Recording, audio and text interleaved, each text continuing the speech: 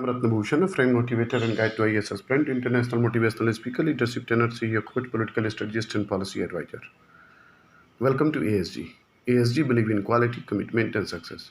Our greatest glory is not in never failing, but is rising every time we fall. Our greatest glory is not in never failing, but is rising every time we fall. Confucius. So the most important news of today is our source, the Hindu newspaper. Guwahati gets India's longest river ropeway. Guwahati gets India's longest river ropeway. People dependent on the ferries can now cross river in a jiffy. India's longest passenger ropeway across a river was unveiled in Guwahati on Monday, almost a year after it's completed. The 1.82 kilometer bike cable Jigpag ropeway connects a forest campus near the Kamrup Metro Deputy Commissioner office in the city on the southern bank of the Brahmaputra and Heliog behind the Jaul Gobind temple in North Guwahati on the other side.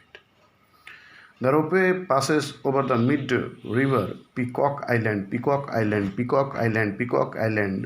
ropeway passes over the mid-river Peacock Island that houses Umanand, a medieval Shiv temple. The medieval Shiv temple.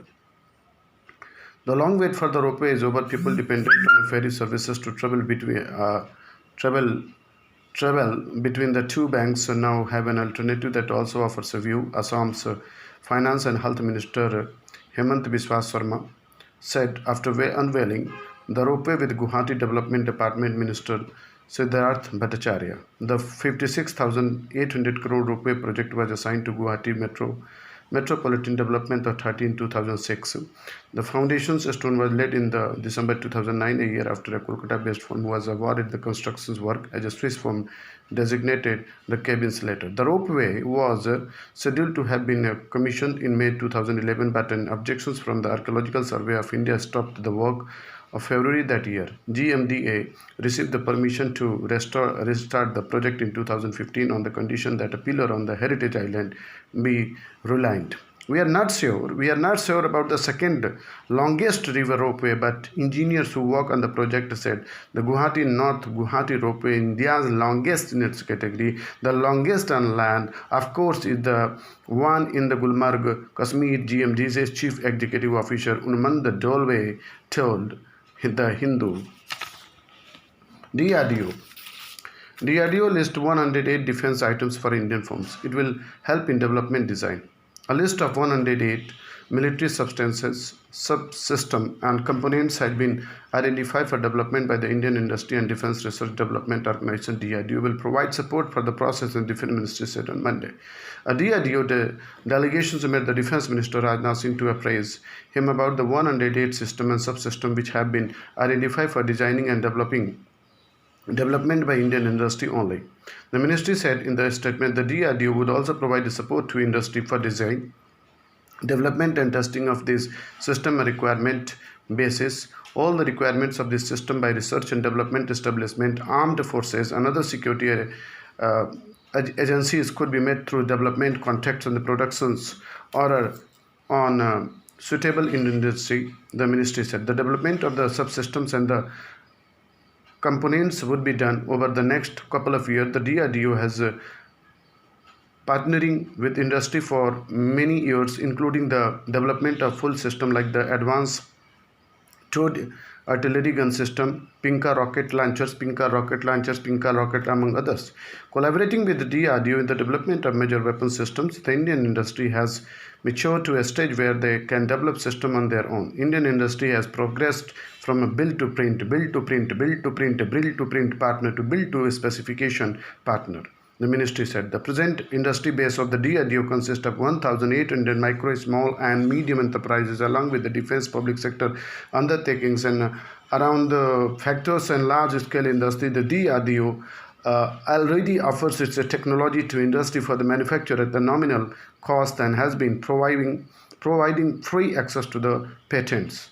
The announcement follows the 101 items on the negative import list issued by the Defense Ministry on August 9, which have to be domesticated procured in the phased manner. This was a part of the series of the measures announced by the Finance Minister Nirmala Sitharaman to promote domestic defense manufacturing as a part of the Atmanirbhar Bharat initiative. Atmanirbhar Bharat initiative. Atmanirbhar Bharat initiative. These include the negative import list, separate budgetary allocations for the domestic procurements,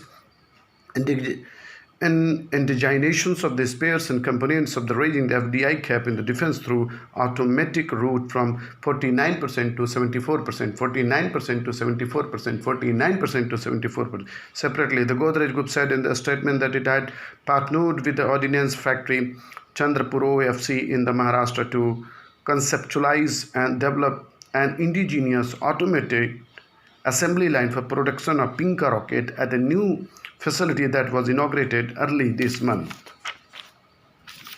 Palestine now a footnote. The Israel-UAE friendship shows how the substantive political issue of the Palestinian people have withered away. In an agreement brokered by the US, Israel, and the United Arab Emirates, UAE, have agreed to establish full diplomatic relations. This is a historic moment for Israel. For a long time, Israel was a state for that no country in West Asia was recognized and negotiated with the broker a peace with until a state which was granted to Palestine. However, Israel managed to achieve full diplomatic relations with Egypt in 1979 and then with the Jordan in 1994. This is the third significant win for the Israeli foreign ministry policy, where it has managed to keep the preconditions of Palestine statehood of the stable and establish full diplomatic ties. An unconventional statement soon after US President Donald Trump announced the joint statement from Washington. Prime Minister of Israel Benjamin Netanyahu said it was a historic day. This sudden development has surprised the world of diplomacy. Mr. Netanyahu has been unconventional politician. He has always been convinced that Israel can achieve peace with the Arab states on its own terms without using the old school formula land for peace. His Gulf diplomacy began a few years ago. He sought the participations of the Israeli sports team in an international tournament held in UAE. The Israeli Culture and Sports Minister Miri Regev visited Abu Dhabi on an official state visit in 2018 on an invitation from the US. Mr. Netanyahu met Arab leaders at the conference in Warsaw in 2019. A video of this meeting leaked by the Prime Minister's office showed ministers of the Gulf countries defending Israel while speaking about the Iran issue. Indeed, it is the Iran factor that facilitated this friendship between the Israel and the UAE. In fact, since the time Mr. Netanyahu announced that he would extend Israeli sovereignty over parts of the West Bank, there has been a rhetoric against it. But because of the Iran's rising regional influence, the UAE considered full diplomatic ties with Israel acceptable. Iran has sustained its nuclear ambitions and has been politically resilient despite regional and international cohesion, also led by Saudi Arabia. The Gulf monarchies have been making, despite attempts to have a strategic with the US and Israel for the maintenance of the status quo. The diplomatic win comes for Mr. Netanyahu in the middle of the legitimacy crisis. He has been facing protests from the public in Jerusalem for more than a month. In the middle of the COVID-19 pandemic, thousands of Israelis have been demanding his resignation. The Jews diaspora in the US has also protested against him in the solidarity with the Jews at home. In addition, his stance on the trial on charges of the fraud, bribery, and the breach of the trust. Just when everything appeared to be out of control, he has surprised his supporters with his major diplomatic breakthrough. What makes this victory sweeter for him is the vindication of his decade-long policy that Israel will achieve peace on its own terms instead of making compromise and painful concession. Reversing health sector neglect with a reform agenda. India cannot afford to be complacent in thinking that pandemic alone will change the healthcare landscape. The countries which led to the COVID-19 cases tally in the world today, named the United States first, India second, third, and also with one of the where the need of the health care reform post-COVID-19 has been most keenly felt. This is This is due to the lack of the effective universal health coverage in this country, which have been brought into concern beyond the frontiers of an epidemic response into the larger domain of the access, equity, quality, and health. Legacy implications and UHC. UHC. This lack of UHC has a long legacy in both these countries, which they owe to multiple long-standing factors, historical region, that have put a damper on the UHC and agenda. This long legacy has two important and interrelated implications when it comes to be healthcare reform. First, certain